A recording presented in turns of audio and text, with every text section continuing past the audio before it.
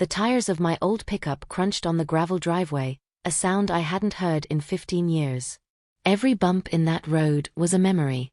There's the old live oak where my father pushed me on a tire swing, its branches now thick and heavy with age, draped in Spanish moss like an old man's beard. There's the creek where my sister Claire and I used to catch crawdads in mason jars, our laughter echoing through the thick, humid Texas air.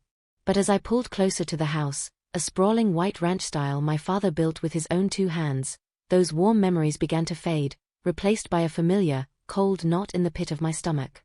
Home. It's a complicated word for a person like me. I killed the engine and just sat here for a long moment, the length of the countryside wrapping around me. The house looked the same, the shutters still that familiar shade of Carolina blue, the porch swing swaying gently in the late afternoon breeze. But I knew, deep down, that inside those walls, everything was different. Because I was different. Through the large bay window, I could see them. A perfect family portrait in motion. My father, Robert, with his proud military bearing, was telling a story, his hands gesturing wildly. My younger sister, Claire, the golden child, was laughing, her head tilted back, her blonde hair catching the light. And my mother, Eleanor, stood by with a tray of her famous deviled eggs, her face a mask of serene contentment. This was the scene for Claire's engagement party. A celebration of the life she was building, a life that made sense to them. A life in the Navy, following in our father's footsteps. A life so very different from the one I had chosen. Or rather, the one that had chosen me. My name is Caroline Mason, and I've spent the last 15 years as a ghost. Taking a deep breath, I finally pushed open the truck door. My boots felt heavy as lead on the stone walkway. My single duffel bag, containing everything I owned in the world, dug into my shoulder. The old screen door groaned in protest as I pulled it open, the sound jarringly loud in the cheerful atmosphere. The laughter inside didn't stop, not at first. It just faltered. Like a record sheeping a beat. My father's eyes, the same sharp blue eyes I have, flickered over me. There was no warmth, no welcome. Just a brief, almost imperceptible tightening of his jaw before he turned back to Claire.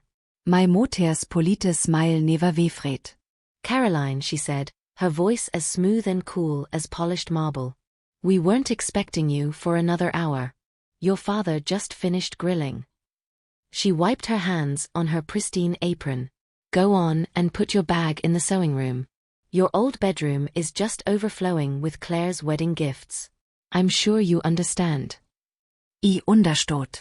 That was my role in this family. To understand. To make way.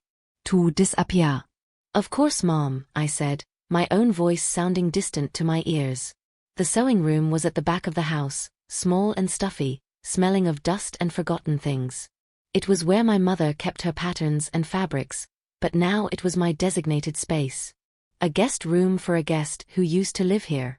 I dropped my bag on the floor next to an old dress form draped in a half-finished lace garment, one of Claire's, no doubt.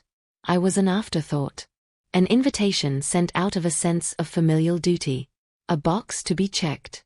Tonight, my only job was to smile for the photos, keep quiet about the past, and not linger too long in any one conversation. I moved through the party like a shadow, keeping to the edges of the room.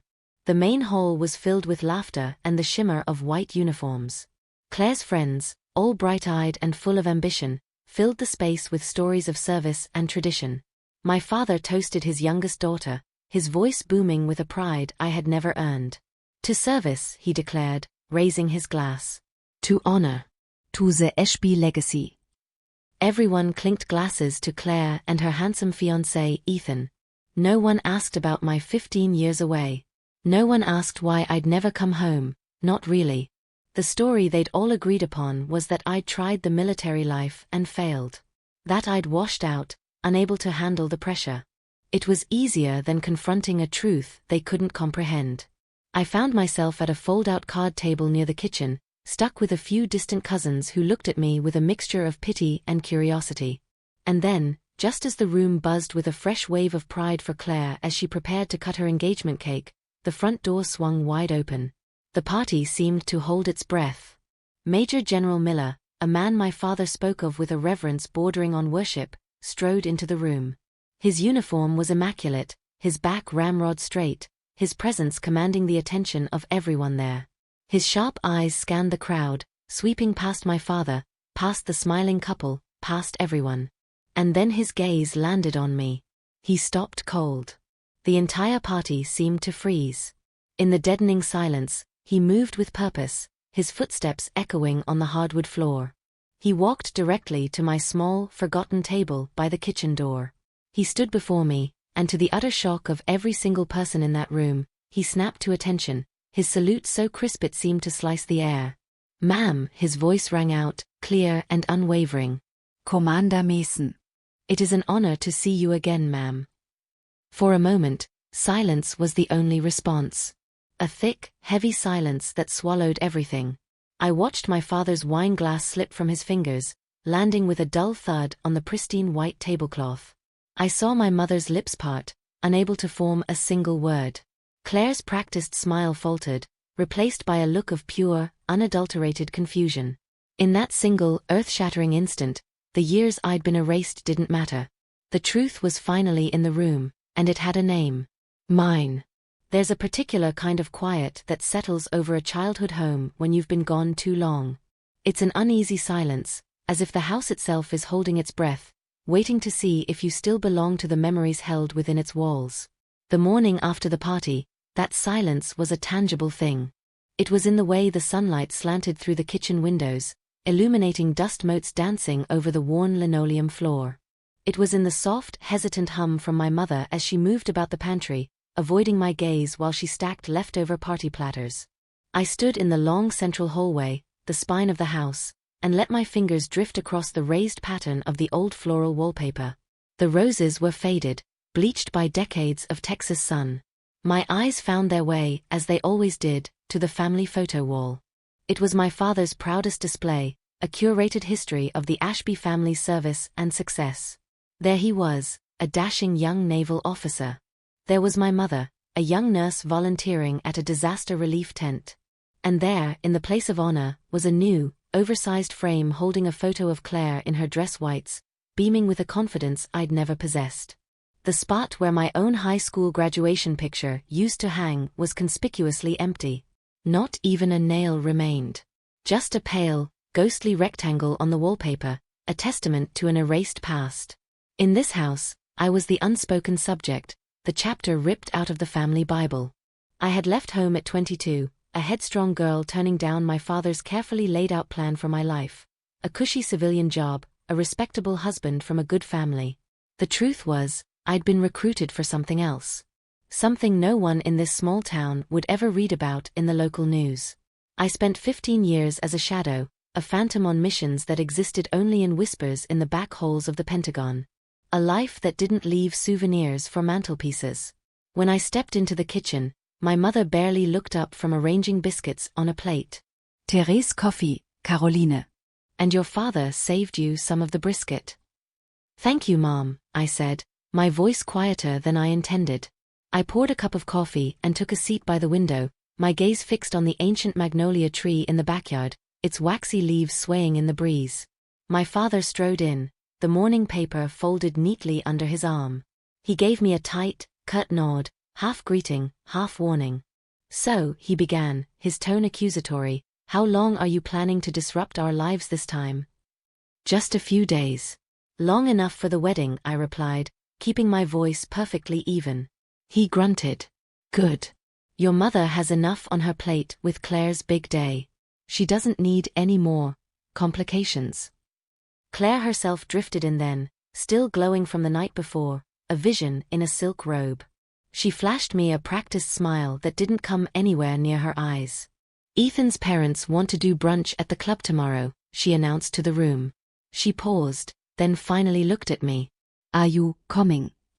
"Only if you want me there," I said softly, the question hanging in the air between us. She hesitated, her eyes flicking towards our father for a fraction of a second. "Well," she said, her voice a little too bright, "it's mostly just for close family." "I'll make myself scarce then," I replied, the familiar words tasting like rust in my mouth. I reached for the butter dish, a simple, mundane act that felt like a surrender. The silence that fell was heavy and thick, but not unfamiliar. I watched as my mother bustled around Claire, offering her the first and warmest biscuit, asking if she'd slept well, if her dress for the rehearsal dinner was steamed properly. No one asked if I had slept well. No one asked about my life, my career, or what it had cost me. They didn't need to. The absence of questions said more than words ever could. After breakfast, I carried my own cup and plate to the sink, rinsing them quietly. As I walked back through the hallway, my gaze drifted again to that empty, faded rectangle on the family wall. I pauset for just a moment, letting the ache settle into my bones, a feeling as familiar as my own heartbeat. Then I continued up the stairs to the makeshift guest room. The old sewing room, now lined with boxes neatly labeled Claire's Wedding Fragile. In that room, surrounded by the carefully packed dreams of someone else's future, I sat on the edge of the narrow cot and let the profound loneliness wash over me. This was what it meant to come home. To be present but unseen. A ghost in your own story, waiting for a chance to reclaim your name. It's strange, the things you remember most when you're sitting in a silent room, surrounded by someone else's dreams. For me, it was always the sound of the ocean. Not the gentle waves of the Gulf, but the harsh, crashing surf of some forgotten coastline, the salt spray mingling with the scent of diesel. Those memories were blurred with the endless rhythm of boot camp mornings, running in the pre-dawn mist, my lungs burning, with an instructor screaming that exhaustion was a choice. The Navy didn't break me. It remade me, bone by bone. It taught me how to build walls inside myself, how to bury emotion so deep it couldn't be found. Sometimes I wonder if my family ever truly understood why I left. Maybe they thought it was pride, or stubbornness, or a desperate need to escape the suffocating smallness of Ashby, Texas. But it was none of that. I'd been chosen. Tapped on the shoulder after an unexpected fitness test at university. Whisked away for a special opportunity.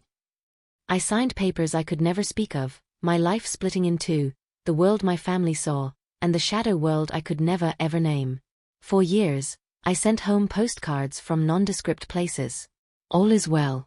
Love, Caroline. Never a hint of where I'd really been. I spent birthdays in sandstorms and Christmases on desolate airfields. My teammates became my only family. 6 of us, sworn to a code deeper than blood. We called ourselves the Phantoms. Not because we wanted to disappear, but because it was the only way to survive. My last mission shanget evating. I remember the stench of oil and smoke, the weight of the night vision goggles digging into my skull, the cold sweat crawling down my spine as I waited for the signal. The operation was classified even from senior command, just a rumor in the back holes of the Pentagon.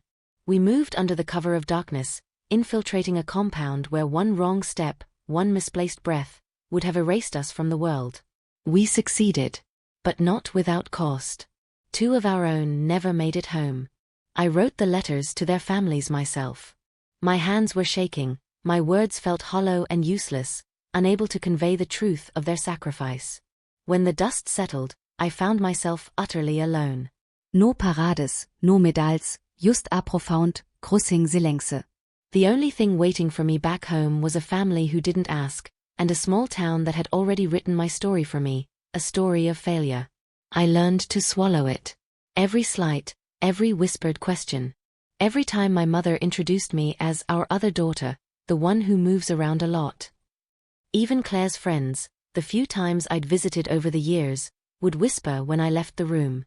Did you hear Caroline never finished her tour? I think she works abroad now. Maybe as a teacher or something. Some mornings, I'd run the perimeter of our old neighborhood, just like I used to before sunrise. The air tasted of honeysuckle and regret. Neighbors would wave, but their eyes would slide past me, never really seeing me. At the grocery store, I'd catch snippets of conversation about Claire's upcoming wedding and Ethan's rising star in the Navy, while my name was never mentioned.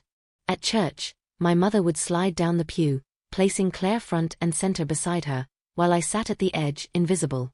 The night of the engagement party was the culmination of all those years of being erased.